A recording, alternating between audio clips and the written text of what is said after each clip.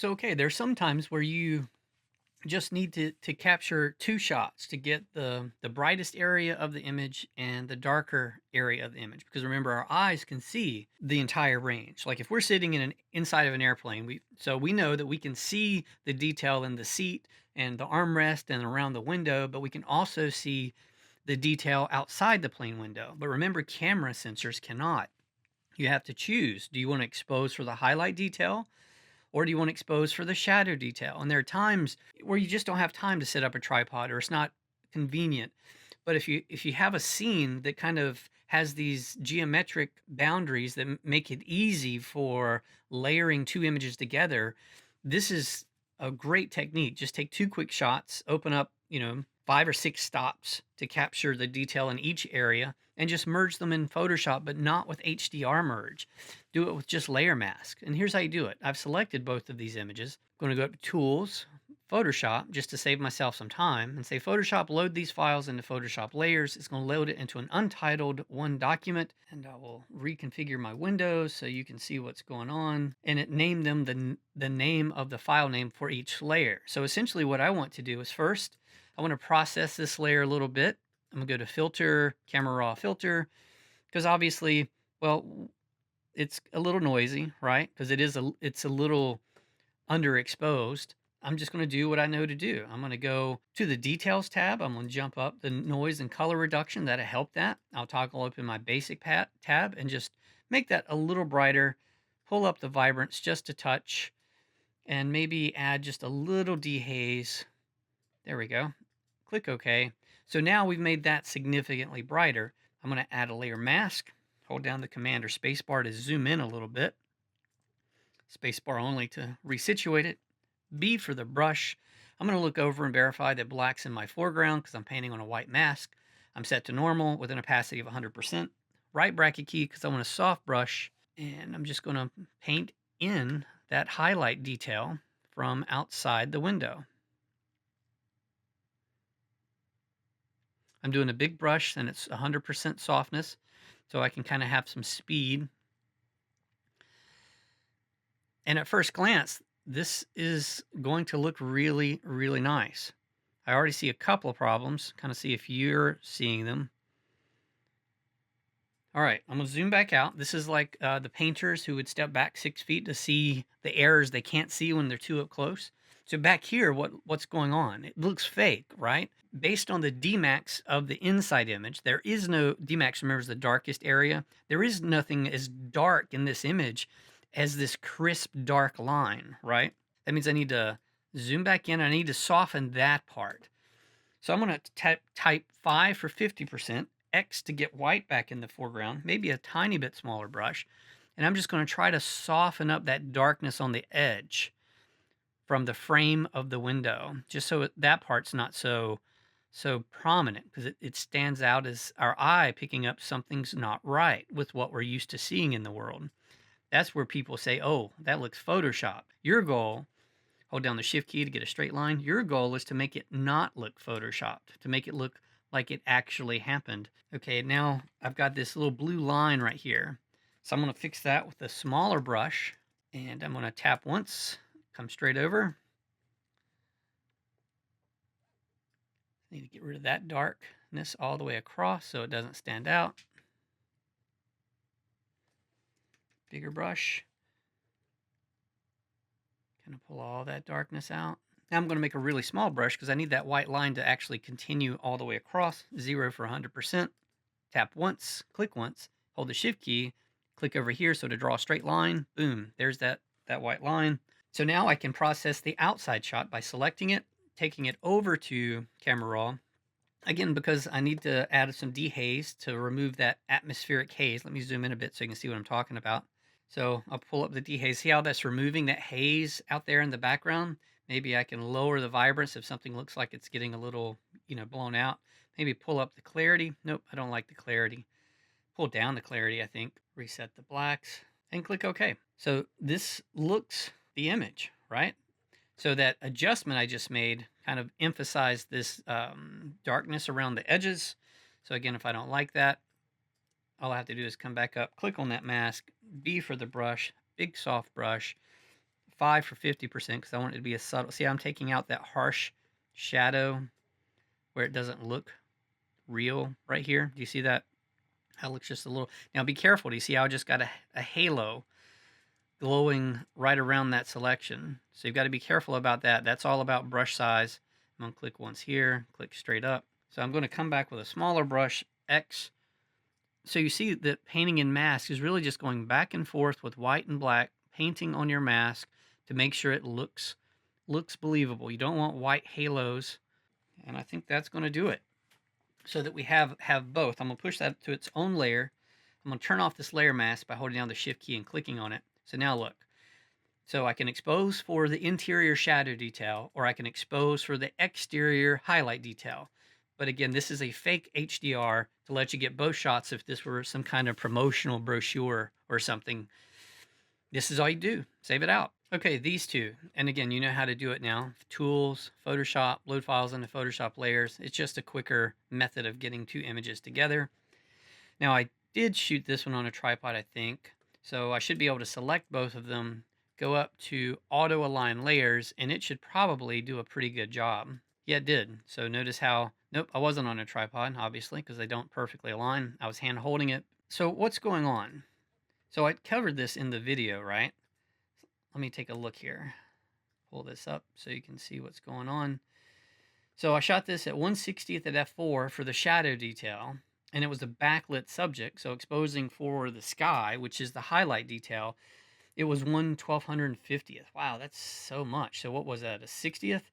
So that's 125, 250, 500, 1000. So that was like 4 1/4, 4 1/3 stops opened up to get these two shots, because my eye could see a blend of these, but again, cameras can't. So I just did two quick shots, down and dirty. I'm going to select both of them, pop into Photoshop, and let's fix them. Now, what I'll probably try to do is I'm going to select, well, it just let me select subject. It did a great job, right? Overall, it did a really nice job. Let's see what the selected mask looks like. Yeah, that looks totally fine. I'm just going to click OK. And it looks like I had my output set to output with a new layer with layer mask, but that's no big deal. I'll just drag this mask up to here, which is where I want it. Turn this back on. I just need to tweak it a bit. Like obviously this is a little overexposed. So I'm just going to pop over to the camera raw filter and just say, hey, let's pull that exposure back down a little bit. Let's throw in a little clarity. Maybe I can pull down my vibrance if that's getting a little crazy. And I already like the direction this is going. Maybe I'll pull the exposure down just a touch and click OK. So yeah, look what we just did. Shift click on the layer mask. I'm going to hit C for the crop. Let's go ahead and crop this in. It looks a little crooked, so I'm going to go ahead and try to fix that as well. I like that. So overall, I think we've quickly done some interesting things here. Now, one of the things I'd say we should worry about are these telephone lines. I'll click the spot healing brush. And remember the technique. One click, shift click on the other side, it'll draw a straight line. Our eye's going to make it look weird for a moment, but then as our eyes process what just happened, the line will disappear. And then after it's disappeared, if you see any of those lines, just go back and redo it. It doesn't like for you to touch an edge, so you got to be careful about that. I'm going to get them over here. I'm just clicking, then shift clicking to draw straight lines. Now that works with any tool, but it's really helpful. I don't like that. I don't know what that is. I think that's on both though. And oh, that's a little bit of a layer mask issue. So let's tweak that. B for brush. Make sure I'm at 100%. So I can just go back to the one image. Let me zoom in. You can see what I'm doing. Just pulling back in the original background so that I can now retouch it out. I'll hit S for the clone stamp. I'll just select right over here. And that way I can just kind of get rid of some of that distracting information. I don't care about that little bit of tree back there. Command minus to zoom out, see how much of that I can get rid of. That's probably all I'll bother with. Maybe I'd come over to this side and say I don't really like this little part. So you can't retouch out everything, right?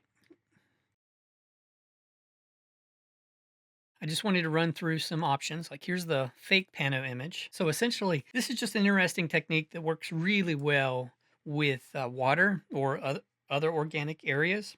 What I'm gonna do is just hit Command or Control J, and I'm gonna hit C for the crop tool. And I'm just gonna pull down on the bottom just to make this water a little taller. Now remember, I can choose content aware fill and say, hey, Photoshop, you figure out what should be there. Sometimes this works, sometimes it doesn't. The only problems I'm seeing, do you see this repetitiveness? Like there's a pattern here that needs to be removed. And then actually, as I zoom in, I see some oddness here, right? Where it's picking up stuff over there. So I'm actually going to undo that. That didn't come out as good as I'd want. So again, I'll recrop and just hit enter. Oops, I forgot to uncheck content aware. It's okay. See, it did a little different, but it did it worse that time. Remember to uncheck that. Command Z to undo. Click to activate the crop again. Just pull it down. Kind of a rule of thirds positioning. Content aware is unchecked, so I can hit enter. So here's the trick. Hit the M for the marquee tool and just kind of make a selection around that area there. And then hit Command or Control T to stretch it. It's organic. And this is what would happen, Command D to deselect. This is what happened if the scene lent itself to this. Like the reflection would just continue and continue and continue. So that's a really quick way to make standard shot a bit more dynamic. It gets you a bigger print. And again, it just changes the aspect ratio. Now let's kind of do the things we always need to do. It looks like it's leaning a little left. So let's go into Camera Raw and we're going to go into geometry, and like the automatic did a pretty good job. Force vertical, horizontal, both. It's a real toss up. I think automatic's doing just fine. And again, apply your own processing, salvage whatever you want, open up the shadow details. Feel free to, like I said, kind of take it whatever direction you want. Basically, I just want to see you stretching it about that amount. Okay, here's the first Pano series. I'm going to, now typically what I do when I'm shooting these long Pano series on vacation and I'm shooting like 1,000 images a day, I'll take a picture of my left hand pointing to the right. I'll take my series and I'll take a picture of my right hand and just hold it up flat. So that way I know which way I went when I'm putting these images together. Now there's a lot of ways to do this. I'm going to select the first one, hold down the shift key, select the last one, and then I'm going to go over to Camera Raw and say, hey, just bring them all in. I'm going to select them all, and I'm choosing right off to the side, and unfortunately outside of my viewing window, if you go further down, you'll see something called Merge to Panorama. And what it's going to do is it's going to merge them inside of Adobe Camera Raw, and I'm going to let it auto crop, apply auto settings, and sure, go ahead and save it there as a DNG file. So it's huge file, right? So now it's automatically stitched together and it's got a huge bit depth range. So now I can just totally adjust this however I would want, and then save it out and see it put it back into my file as a DNG Pano. Because remember, you'll have to actually resize these and make them JPEGs, right, to get them ready for submission. So let's do it the other way. So I'm going to select Pano Series 2A, select the first one, select this one. For this one, I'm just going to go up to Tools, Photoshop, Photo Merge. This is another way you can do it. Auto does great.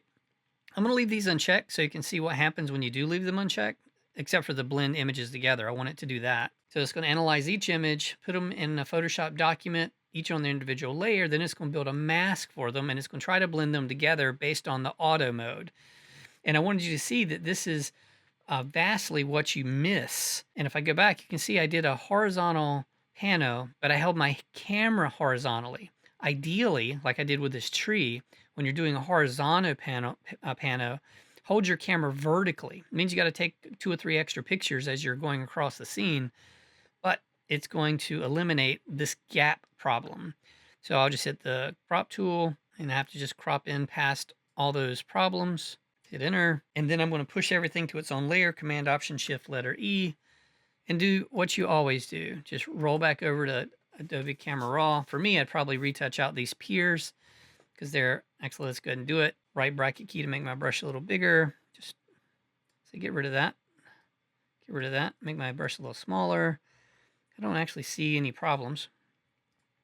Adobe Camera Raw looks a little bright and overexposed, which is fine. Look what I did.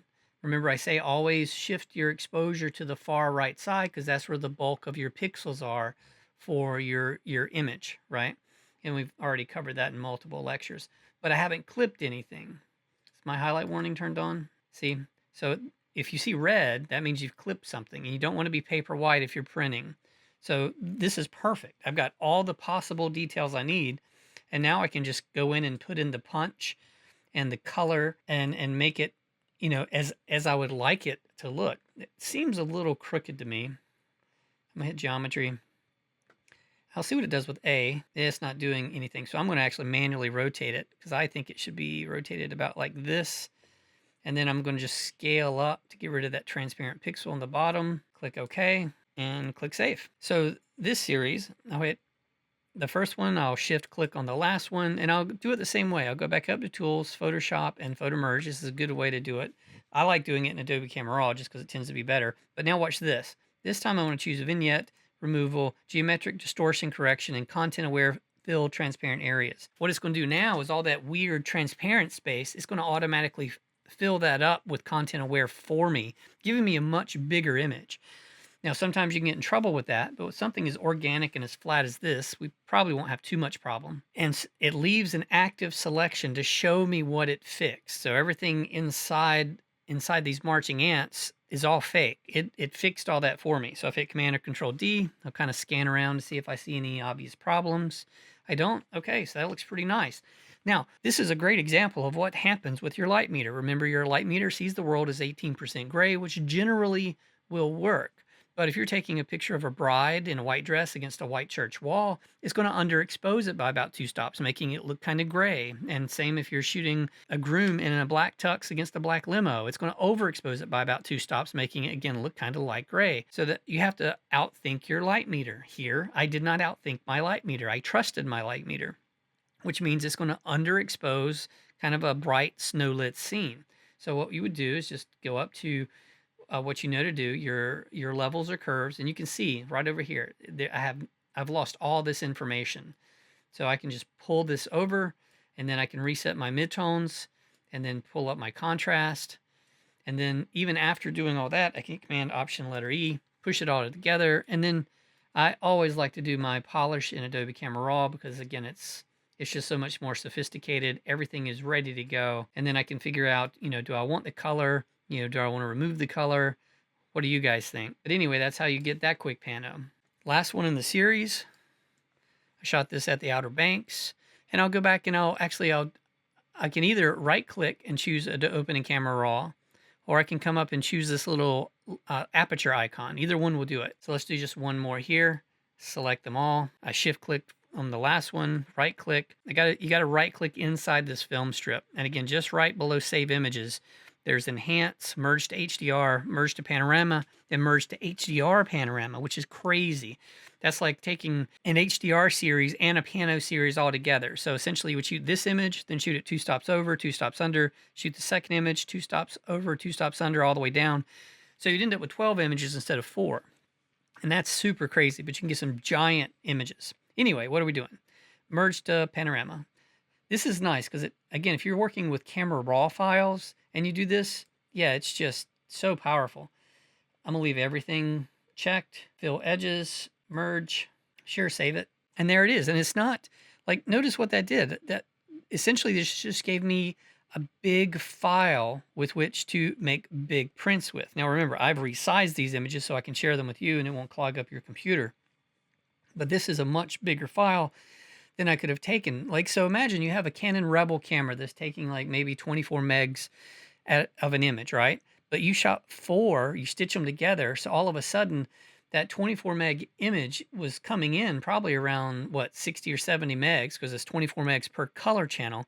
So now I have a shot that could have come out of a $10,000 camera based on the megapixels available. Again, not this example because these are resized images, but you get the idea of what I'm saying. It gives you the ability, if you see a scene that you want it to be a giant poster-sized print with amazing resolution, this is the trick to get it. So it's already made the auto adjustments, and actually, I think it's done a wonderful job. Feel free to tweak it any way you would. I think maybe I'd give a little bit more attention to the tree and maybe like right in here. And I'd say just make that a little brighter. Maybe make it a little more saturated. Maybe I would want a vignette. So let me go back to that basic tab, go down to Effects, and just pull in a little bit of a vignette to keep me focused. And then maybe it's like, I don't like that golf tee thing, whatever that is. I'll click on this heel little brush right here and just paint over that. See it, circle it. I'll get the shadow too. That's a small thing in an organic area, so that's easy fix. And quite honestly, for me, if it's my photograph, like if you're shooting this for the golf course, they don't want to see any imperfections in that grass. If they're using this for promotional literature, they want every single little dirt spot, speck, all of it gone. Okay, here's what they would want. So we would go, let me go back to masking, and I want to add a new mask, and I want to do a linear gradient, and I'll pull from the bottom up to about there, right? And why am I doing this? Just to make the grass more green, right? Not crazy, not fake, but just get rid of some of that brown. Like just shift it more green, because they pride themselves on that stuff. So this is all you're doing. So I hope that's helped fine tune what you're doing for your Pano stuff. You can see how quick and easy it is. Can't wait to see what you do.